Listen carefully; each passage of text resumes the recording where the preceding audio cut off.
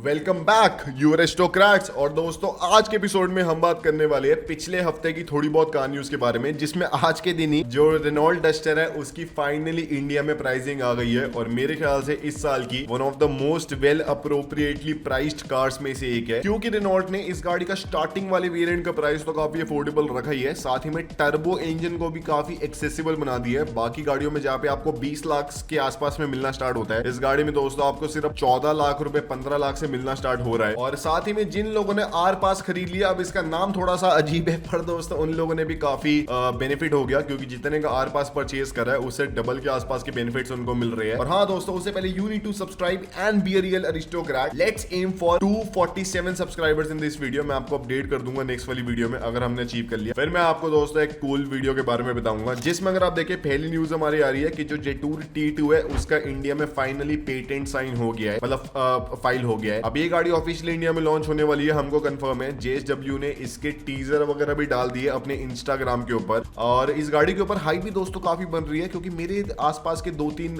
दोस्तों ने जो कि इतने कुछ कार्स में इंटरेस्टेड है भी नहीं, उन्होंने भी पूछा कि भाई जेटूर T2 कब लॉन्च होने वाली है, क्या उसके ऊपर अपडेट है। तो मेरे ख्याल से अगर जेटूर इसको या फिर JSW मोटर इसको प्रॉपर प्राइसिंग में लॉन्च करते हैं तो काफी बढ़िया काम कर सकती है, क्योंकि लुक्स भी काफी बॉक्सी है। जो इसकी IDM वाली टेक्नोलॉजी है वो आज तक किसी भी कार मेकर ने अभी तक तो इंडिया में लॉन्च करी नहीं है। और दोस्तों थोड़ी यूनिक सी भी गाड़ी है। अब जो इसका प्राइस है वो एक्सपेक्टेड है 20 से लेके 30 लाख के आसपास का होने वाला है, जो कि ठीक है मेरे ख्याल से, क्योंकि आपको जो फीचर्स मिल रही है, जो आपको लुक्स मिल रही है, इतने कुछ ऐसी है नहीं कि स्टैंडर्ड आपको हर एक गाड़ी के अंदर मिल रही है सेगमेंट के, तो बढ़िया है दोस्तों। वहीं पे अगर आप देखें महिंद्रा ने अपनी जो BE6 है उसका आपको याद होगा कि एक बैटमैन वाला एडिशन लॉन्च किया था कुछ महीने पहले, जिसके अंदर सिर्फ 999 कार्स बनेगी, हर एक गाड़ी नंबर्ड होगी कि 1 ऑफ 999 या फिर 7 ऑफ 999। और भाई बढ़िया ये गाड़ी प्रीमियम के ऊपर बिक रही थी। कस्टमर्स ने जैसे इस गाड़ी का लॉन्च हुआ उसी टाइम इसको प्री बुक करा लिया कि भाई ये तो बहुत ही यूनिक सी ऑफरिंग है, मुझे ये गाड़ी चाहिए। और सब लोग दोस्तों ऐसे कुछ ज्यादा खुश हो रहे थे कि उनको 1 ऑफ 999 कार मिल गई, हमारी गाड़ी का रेट बढ़ जाएगा आने वाले टाइम के अंदर। अब दोस्तों महिंद्रा वालों को लगा भाई ये तो बहुत ही तगड़ी अपॉर्चुनिटी है, हमने 1000 कम गाड़ियां बेच दी, तो दोबारा महिंद्रा ने 999 कार्स लॉन्च कर दी कि भाई ये लो दोबारा हमारी ऑफरिंग आ गई है, फटाफट इसको बुक करा लो। तो भाई जो पहले इन्होंने 1 ऑफ 999 2 ऑफ 999 करा, जो इन्होंने सीरीज करी, उसका फायदा क्या हुआ जब इन्हें दोबारा वही वाली सीरीज रिपीट करनी है। भाई ये क्या सेंस बनती है, how does that even make any sense. और इसकी वजह से जो ओनर्स है जिन्होंने ऑलरेडी बैटमैन एडिशन को बुक करा रखा था, वो दोस्तों काफी ऐसे नाराज हो रखे हैं कि भाई हमने पहले महिंद्रा को प्रीमियम दिया, इस गाड़ी का दोबारा कोई भी एक नया वर्जन आएगा नहीं। अब महिंद्रा कुछ महीने बाद ही इसका नया वर्जन ला रहे हैं, तो जो एक्सक्लूसिविटी है उसका फायदा हुआ ही क्या। मेरे ख्याल से दोस्तों महिंद्रा को पता क्या करना चाहिए था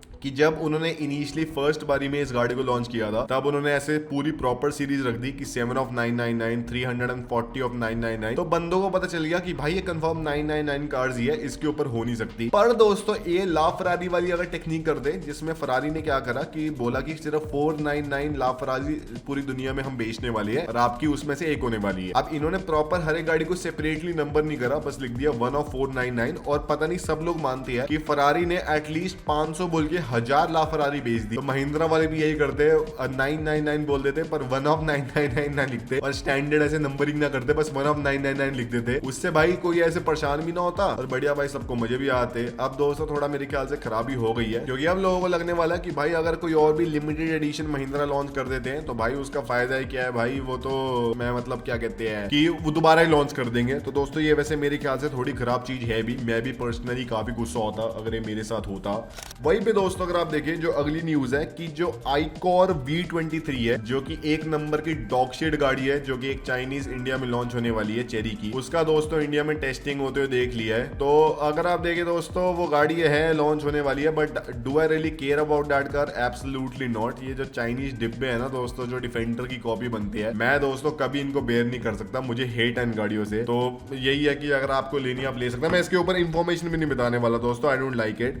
वहीं पे अगर आप देखें जो चेरी की टिगो 3 है उसको इंडिया में पेटेंट करा दिया चेरी ने। अब ये जो गाड़ी है आप कह सकते हैं कि एक MPV टाइप है इस ब्रांड की, जो कि इलेक्ट्रिक स्लैश आपको हाइब्रिड वाले ऑप्शन के अंदर मिलने वाली है, जिसमें अराउंड 250 हॉर्स पावर आएगी। और इसके इंटीरियर में आपको वही बड़ी बड़ी स्क्रीनें मिलती है, आपको एक्सटीरियर में वही है चाइनीज वाली लुक्स मिलती है। क्या है गाड़ी दोस्तों मेरे को अच्छी लगती है? Absolutely not. अगर आपको खरीदनी है आप खरीद सकती है।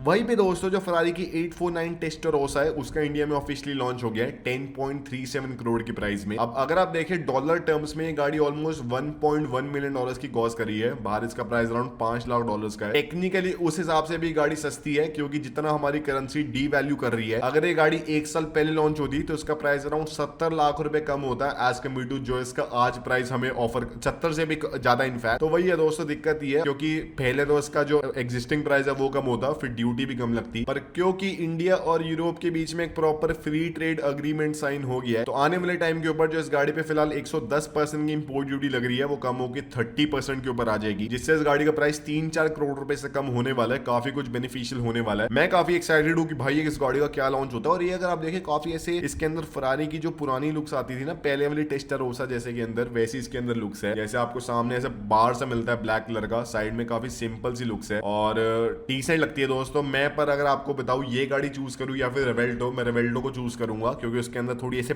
बैटमैन वाली फील है। वहीं पे रेनॉल्ट ने दोस्तों अपनी ब्रिजर का जो एसयूवी कंसेप्ट है उसका शोकेस कर दिया, जो कि इस ब्रांड की एक सब 4 मीटर गाड़ी होगी जिसके अंदर आपको डिसेंट लुक्स मिलने वाली है। इस गाड़ी का प्रॉपर इंडिया के अंदर ही प्रोडक्शन होगी और इंडिया से गाड़ी बन के बाहर एक्सपोर्ट होने वाली है और आपको बॉक्सी वगैरह लुक्स मिलने वाली है। क्या ये गाड़ी बढ़िया सक्सेस होने वाली है? मैं मानता हूं दोस्तों बिल्कुल, क्योंकि जो रेनॉल्ट की इंडिया में प्राइसिंग स्ट्रक्चर है वो दोस्तों कुछ ज्यादा बढ़िया हो गया है, जिसमें अगर आप देखें रेनॉल्ट ने फाइनली जो अपनी डस्टर है उसका इंडिया में प्राइस बता दिया है स्टार्टिंग वाले वेरिएंट्स का। और मैं आपको बता रहा हूं इस साल के बेस्ट प्राइस प्रोडक्ट्स में से एक है, जिसमें इस गाड़ी का जो एकदम बेसिक वाला वर्जन है इसका टर्बो टीसी वाला, जिसके अंदर आपको छोटा इंजन मिलता है और आपको अराउंड 100 हॉर्स पावर मिलती है। अब इसका इंडिया में प्राइस है 10.5 लाख रुपीज एक्स-शोरूम इंडिया, जो कि अगर आप देखें बाकी गाड़ियों से अगर आप कंपेयर करें सेगमेंट से तो मिनिमम 50,000 रुपए सस्ती है, क्योंकि किया सेल्टोस की स्टार्टिंग वाले वर्जन का प्राइस है 10.99 लाख रुपीज का और टाटा सिएरा की स्टार्टिंग वाले वर्जन का प्राइस है 11.5 लाख रुपीज का। तो टाटा सिएरा के बेस मॉडल से अराउंड 1 लाख रुपए ज्यादा अफोर्डेबल है गाड़ी, which I think so is really value for money और रेनॉल्ट के लिए काफी बेनिफिशियल होने वाला है। वहीं पे अगर आपने इसका आर पास ले लिया होता, जो कि जब रेनॉल्ट ने इसका अनवील किया था तब बताया था, थोड़ा नाम अजीब है पर भाई ये काफी काम का है, क्योंकि इससे इस वाले वर्जन के ऊपर आपको 20,000 रुपए एक्सक्लूसिवली कम मिलने वाला है और साथ ही में आपको अर्ली डिलीवरी मिलने वाली है as compare to non R pass holder. वहीं पे दोस्तों इसके ऊपर आपको और वर्जन मिलते हैं जो कि अराउंड 1-1 लाख रुपए महंगे होते रहते हैं। पर वही अगर आपको इसका टर्बो वाला इंजन लेना है जो कि इसका मेन यूएसपी है, जिसमें आपको 160 हॉर्स पावर मिलने वाली है, मैक्सिमम टॉर्क मिलने वाला है अपने सेगमेंट का स्टार्टिंग प्राइस है 12.99 लाख रुपीज एक्स-शोरूम इंडिया, जो कि एक्सेप्शनल प्राइस है। और इसमें भी अगर आपके पास आर पास होता तो 30,000 रुपए और कम हो जाता है इस गाड़ी का प्राइस, तो और ज्यादा ये गाड़ी कूल बन जाती। अब इसके अंदर दोस्तों कूल चीज क्या है कि जो सेगमेंट की बाकी सारी टर्बो वाली गाड़ी है, फॉर एग्जांपल अगर आप सीरा देखें तो उसका स्टार्टिंग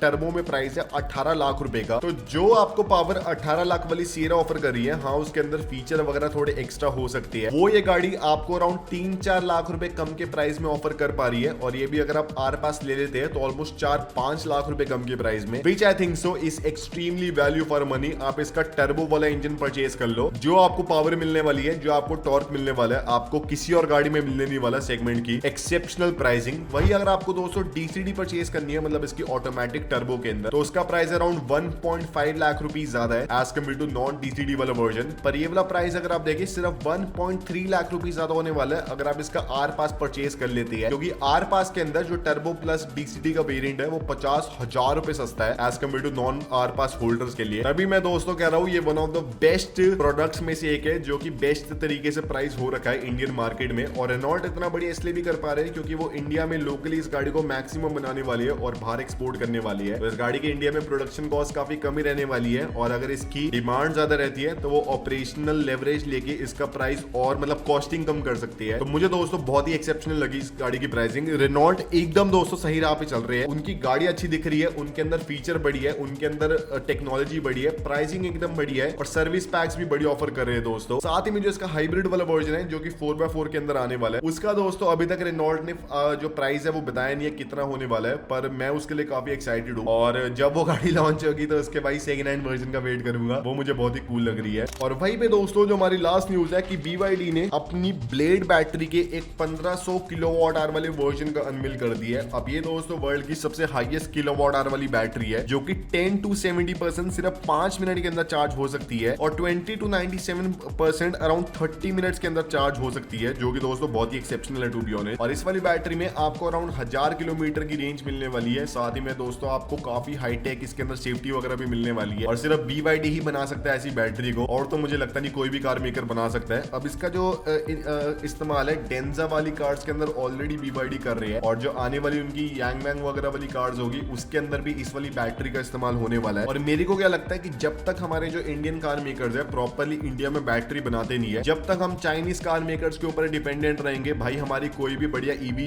उस स्टैंडर्ड की नहीं बनने वाली, इंटरनेशनल स्टैंडर्ड की। और एक तो दोस्तों हमने न्यूज सुनी होगी, मतलब आपने भी, कि रिलायंस एक चाइनीज कार मेकर के साथ, मतलब चाइनीज बैटरी मेकर के साथ कोलैबोरेशन करके इंडिया में बैटरीज को बना रहा था, जिसमें वो जो चाइनीज बैटरी मेकर है वो टेक्नोलॉजी सप्लाई करेगा रिलायंस को, R&D वगैरह देगा। अब वो दोस्तों रिलायंस के कंपैरिजन में ऑलमोस्ट 500 गुना छोटी कंपनी है और उन्होंने मना कर दिया कि हम आपको टेक्नोलॉजी प्रोवाइड नहीं करने वाले। तो दोस्तों रिलायंस ने अपने जो प्लान है उसको खत्म कर दिया कि भाई हमसे तो टेक्नोलॉजी बनने नहीं वाली, सॉरी भाई, इसलिए हम बैटरी नहीं बनाने वाले। ये तो हमारे देश में R&D का हाल है। 0.5% जो हमारे कॉर्पोरेट प्रॉफिट्स है वो R&D के ऊपर स्पेंड होते हैं, जो कि बहुत ही कम है दोस्तों। अगर हम ग्रो करना चाहते हैं as a world wide top tier economy, हमें R&D के ऊपर स्पेंड करना पड़ेगा। और ये था आज की वीडियो में। अगर आपको पसंद आए तो लाइक शेयर सब्सक्राइब कर देना।